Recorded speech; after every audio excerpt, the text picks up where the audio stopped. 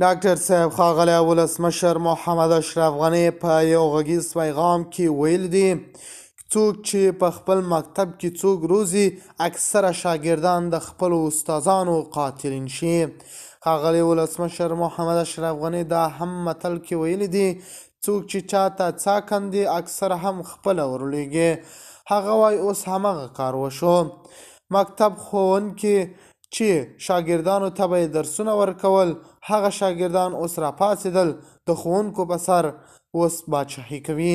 د خرابات ټي وي چینل درنو لیدونکو سلام، ستړي مشئ، وخت مو په خیر. هیله لرم چې جوړ او روغ به یې په سر کې یادونه کوم.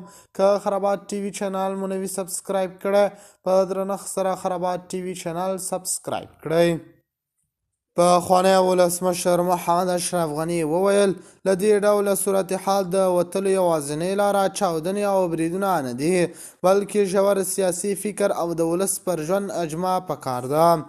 د طالبانو حکومت د افغانستان په یو شمېر ولایتونو کې تر حملو وروسته دعوه کړې چې پر امنیتي چارو برلاسي دي او په حملو کې په ککر کسان ژر ونیسي.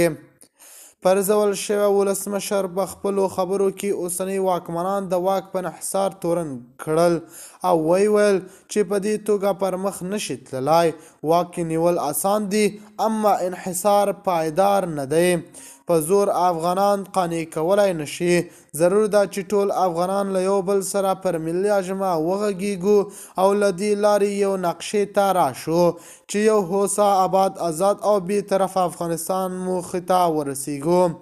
طالبان په سمدستي ډول د اشرف غني د تازه څرګندونو په غبرګون تبصره نه ده کړې، خو مخکې یې دا دریځ تکرار کړی چې دوی د اوسني حکومت سرپرستان په یا چارسنبالې دي او همدا راز ټینګار کوي چې حکومت یې ټول شموله دی.